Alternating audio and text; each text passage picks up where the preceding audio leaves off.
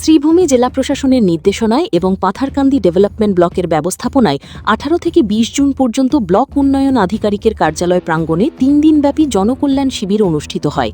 সাধারণ মানুষের বিভিন্ন সরকারি প্রকল্প সংক্রান্ত সমস্যা ও অভিযোগ দ্রুত নিষ্পত্তির লক্ষ্যে আয়োজিত এই শিবিরে ব্যাপক সাড়া মেলে। শিবিরে পিএমএওয়াইজি, এমজিএনআরইজিএ, পেনশন, স্বাস্থ্য, শিক্ষা, বিদ্যুৎ, পানীয় জল, মৎস্য, পশুপালন, ব্যাংকিং সহ 14টি বিভাগের পরিষেবা এক ছাদের তলায় প্রদান করা হয়। প্রত্যন্ত এলাকার শত শত মানুষ নিজেদের সমস্যা নিয়ে শিবিরে অংশ নেন এবং অনেক ক্ষেত্রেই তাৎক্ষণিক সমাধান পান।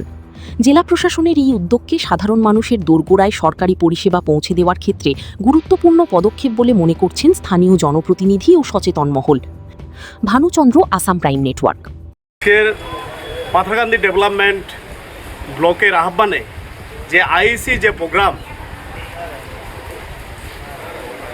তাতে প্রত্যেকটি জিপি থেকে এবং ওয়ার্ড থেকে আগত জনগণ এসে ওনাদের বিভিন্ন সমস্যা তুলে ধরেছেন।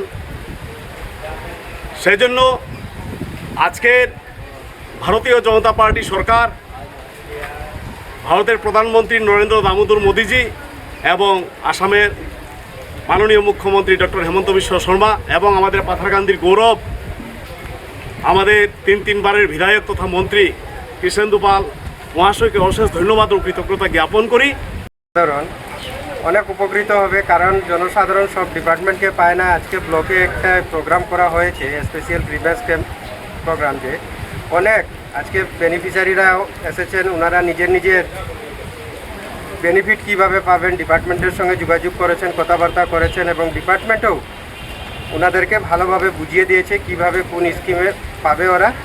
আর এই প্রোগ্রাম করার জন্য আমি আজকে পাথারকান্দির বিডিও স্যার তথা আজকে যে ইনচার্জ আছে, আমি ওনাদেরকে ধন্যবাদ জানাই, আসাম গভর্নমেন্টকে ধন্যবাদ জানাই এবং আমাদের মন্ত্রী কৃষ্ণেন্দু পালকেও ধন্যবাদ জানাই।